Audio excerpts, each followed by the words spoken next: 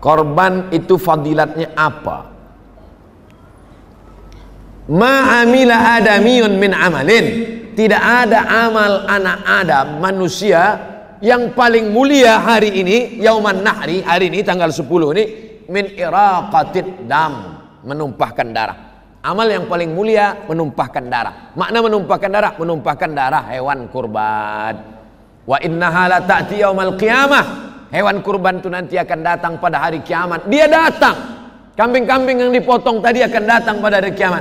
Biquruniha, dengan tanduknya. Wa azfariha, dengan kukunya. Wa as'ariha, dengan bulunya. Kukunya, tanduknya, bulunya, sampah yang dicampakkan datang. Apalagi dagingnya, apalagi kulitnya, apalagi lemaknya, apalagi otaknya, jantungnya. Semua akan bersaksi di hadapan Allah bahwa orang ini pernah beramal. Lalu kemudian wa inna dama la yaqa'u minallah bimakan qabla an yaqa' minal ard.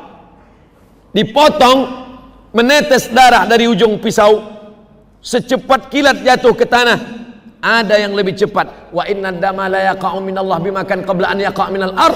Sebelum darah menetes jatuh ke tanah, ampunan Allah lebih dulu turun kepada orang yang berkurban.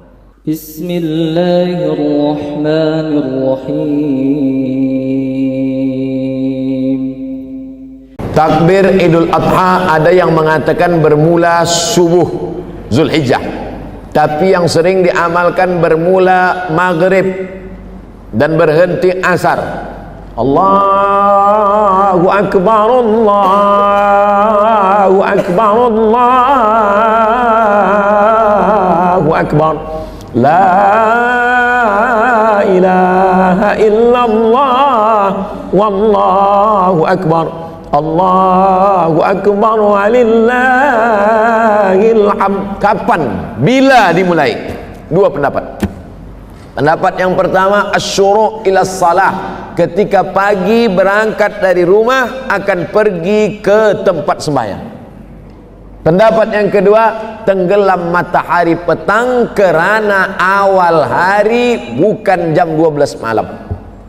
Yang awal hari jam 12 malam itu Masehi, sedangkan dalam Hijriah awal hari ini hari Ahad, esok Isnin. Bila Isnin itu bermula? Isnin bermula tenggelam matahari, nanti masuk maghrib. Pendapat yang mengatakan takbir diawali lepas matahari tenggelam kerana 9, 10 Zulhijjah itu berawal dari semalam, manakala matahari Sabtu tenggelam, muncul bulan, disitulah dia 9, 10 Zulhijjah. Itu dalil orang yang bertakbir. Di kampung halaman saya, Idul Fitri bertakbir dari lepas maghrib. Idul Adha pun begitu juga.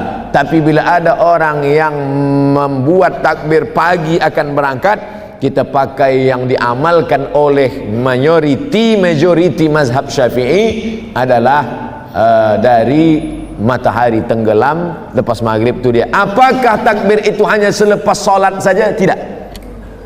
Bertakbir Umar bin Khattab di pasar, suk, tempat berniaga, hingga bergoncang tiang-tiang pasar tempat berniaga, bertakbir. Maka di rumah pun bertakbir, tetamu diajak bertakbir. Tadi saya bertamu kepada sahibul bait, sahibul hajat, kami bertakbir dulu. Ini bertakbir ni amat sangat baik.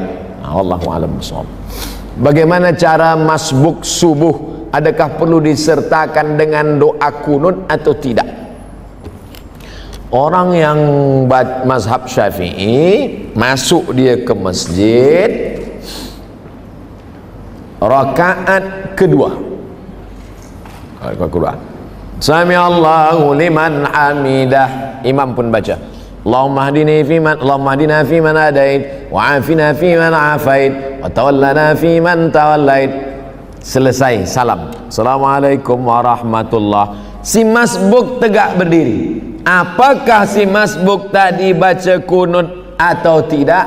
Maka si masbuk tadi baca kunut. Kalau gitu kunutnya 2 kali. Ya. Kenapa?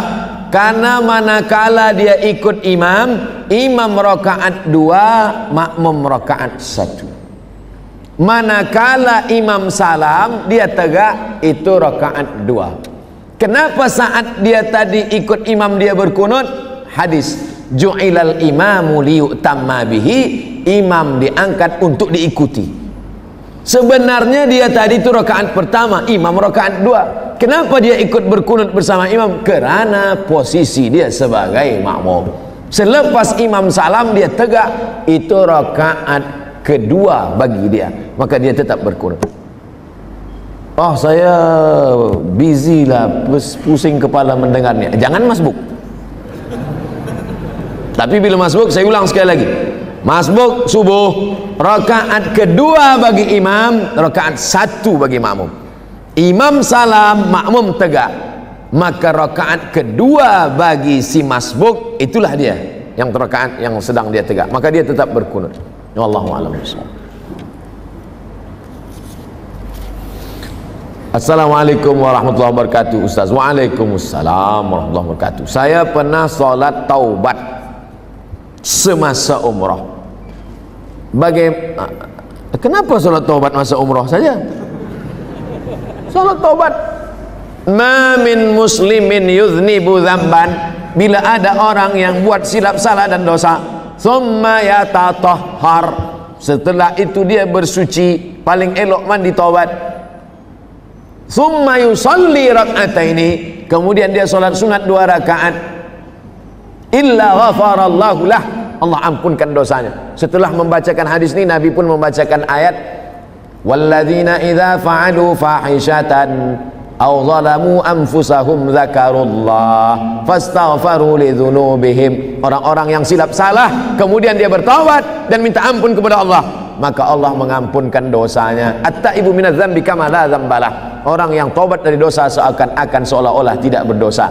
Oleh sebab itu, maka solat sunat taubat laksanakan banyak-banyak, selalu-selalu, tidak hanya semasa umrah sahaja. Bagaimana puasa nazar saya yang belum selesai dulu? Adakah perlu diselesaikan? Nazar merubah sunat menjadi wajib. Kurban sunat muakkad. Tapi ketika nazar merubah dari sunat muakkad menjadi wajib. Bila anak saya sehat, saya bernazar berkurban. Tapi kalau tak sihat sampai mati, tak berkurban. Bakhil, pelit. Oleh sebab itu, maka nazar yang sudah berubah dari sunat menjadi wajib, maka mesti ditunaikan. Kalau tidak, dia akan menjadi hutang. Siapa yang bernazar puasa, bila saya nanti dapat kerja ini, boleh menikah dengan ini, dapat rezeki beli rumah ini, beli kereta ini, saya puasa 10 hari, meninggal, maka puasanya itu wajib diqadha oleh ahli warisnya. Man mata, sesiapa yang mati, wa alaihi siyamun, dia punya utang puasa, sama anhu waliyuhu, ahli warisnya. Dalam kitab syarah hadis ini dikatakan, yang dimaksud ini puasa nazar pun masuk. Puasa Ramadan apalagi, puasa nazar wajib diqadha oleh ahli waris.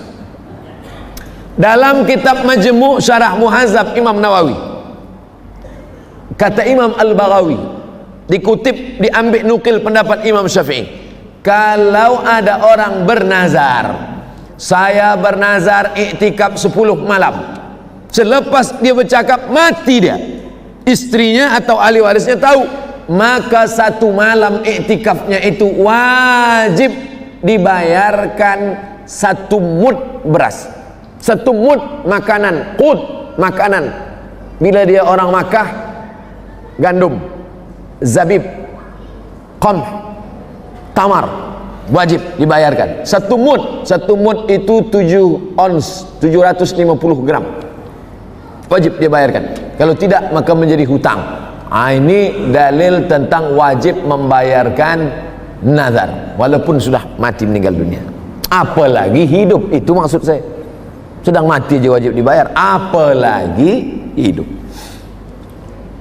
1. Betulkah binatang korban jadi tunggangan di akhirat nanti?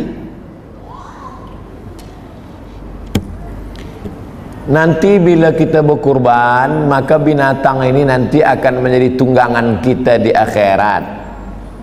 Ada hadis, ada pendapat ulama, ada ijtihad ulama. Ada seorang ulama yang tidak mau, pokoknya dia kalau sudah keluarkan fatwa tak boleh tawar menawar.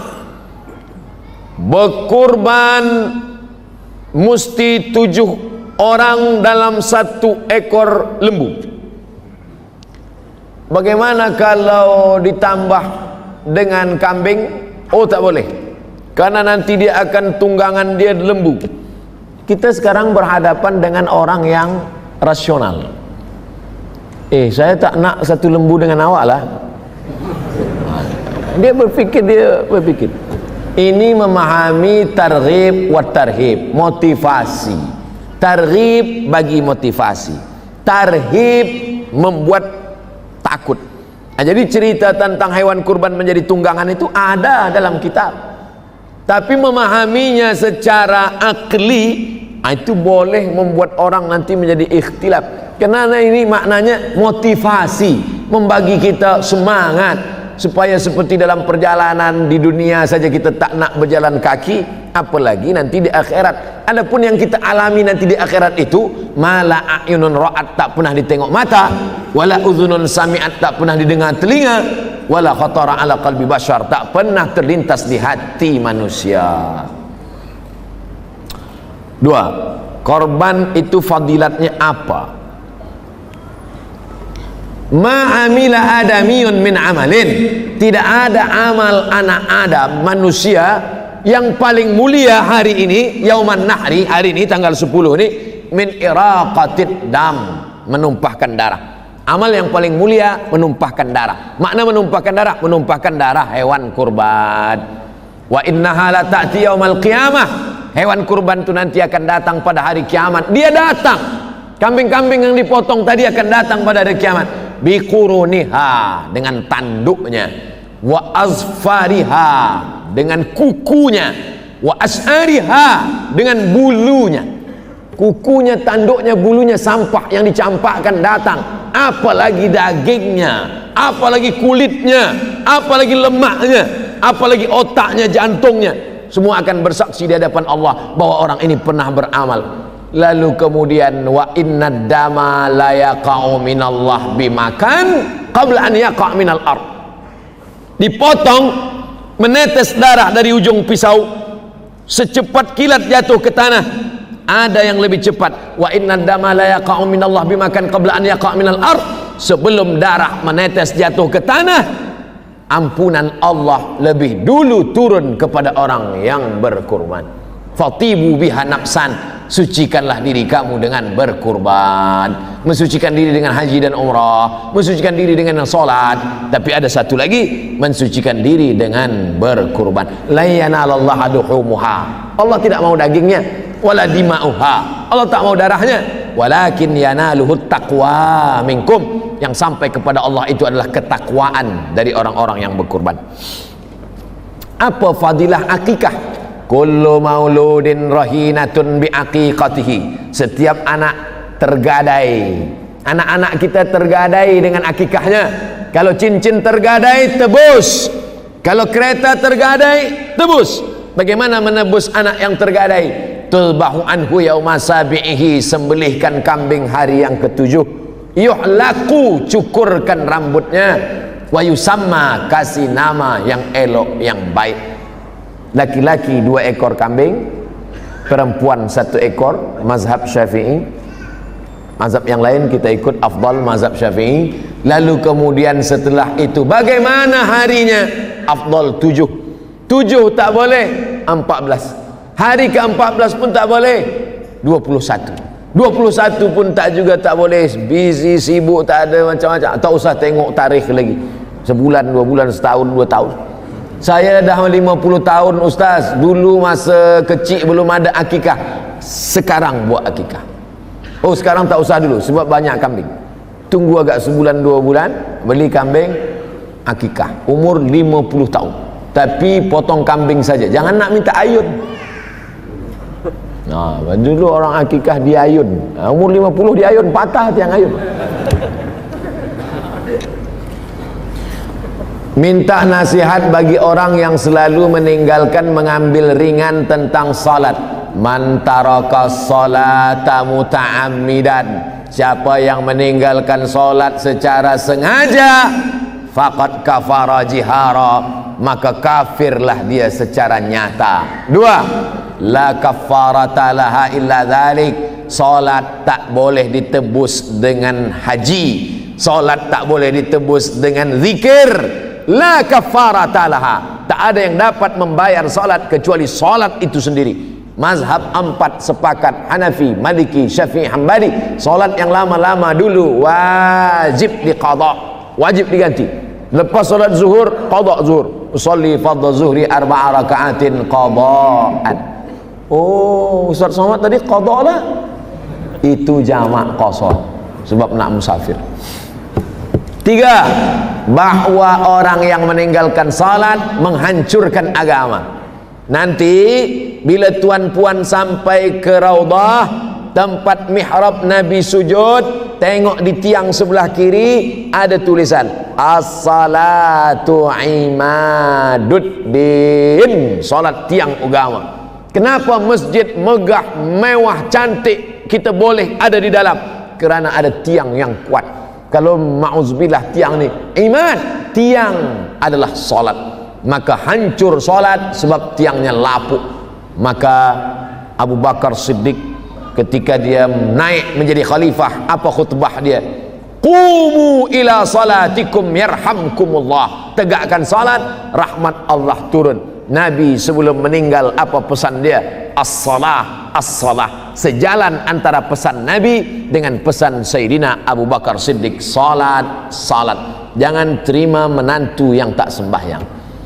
Yang sudah diterima apa boleh buat, ajak-ajak ajalah sembahyang. Kerana dia akan menjadi imam, akan menjadi pemimpin, akan menjadi panutan, akan menjadi contoh suri tauladan. Semuanya diberikan rahmat dan keberkatan dari Allah. Assalamualaikum Ustaz. Waalaikumsalam warahmatullahi wabarakatuh. Semoga kita semuanya diberikan rahmat dan keberkatan dari Allah. Amin ya rabbal alamin. Apa hukum menyokong pasukan bola sepak Manchester United yang lambangnya ada setan?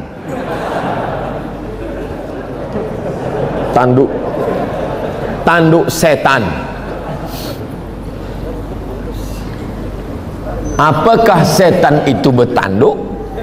Ya, maka dalam hadis ada disebut dengan qarnai syaitan. Qarn tanduk, qarnai dua tanduk setan.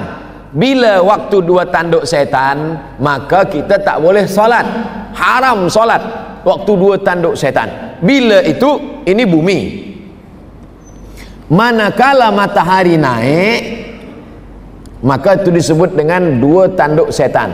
Waktu matahari naik haram solat, kerana waktu itu dipakai oleh orang kafir musyrik jahiliyah untuk menyembah berhala Lata, Uzza, Manat, Hubal, Jibti, Taghut, Naham. Ini matahari naik, matahari bulat, datanglah setan menghampiri. Ini matahari, maka disebut dia dengan qarnai syaitan.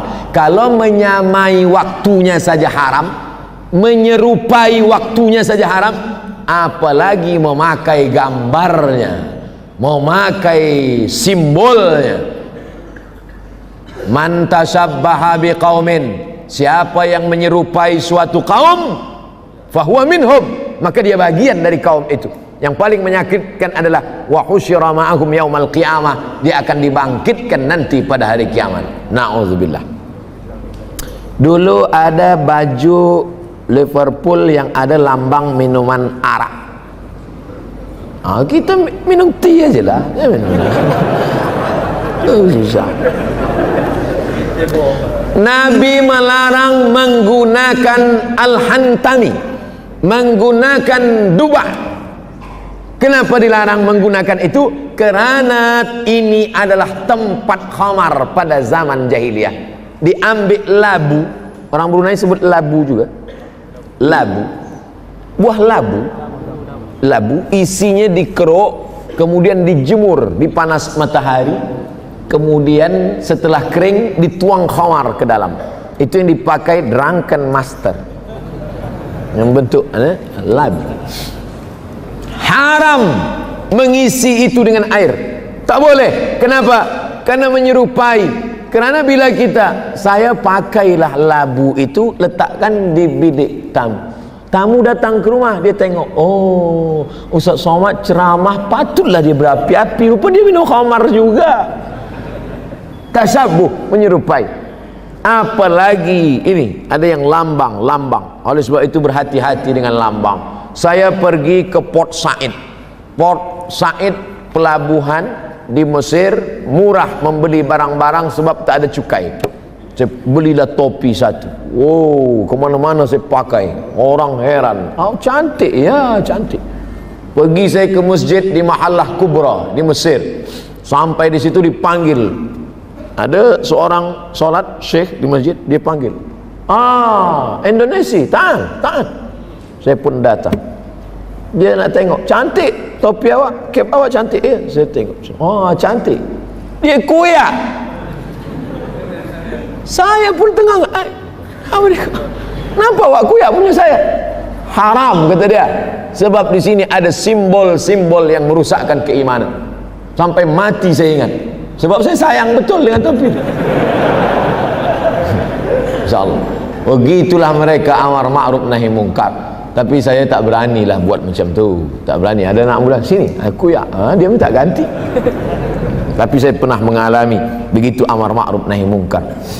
Assalamualaikum Ustaz. Waalaikumsalam. Saya pernah tak sampai membayar 5 hari puasa. Jadi sekarang bagaimana saya harus membayar puasa saya yang tinggal?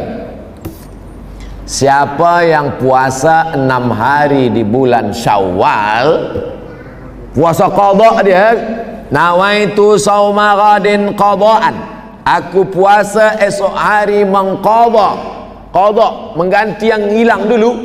Di bulan Syawal dia puasa qadha 6 hari, automatically maka dia sudah dapat puasa 6 hari sunat di bulan Syawal.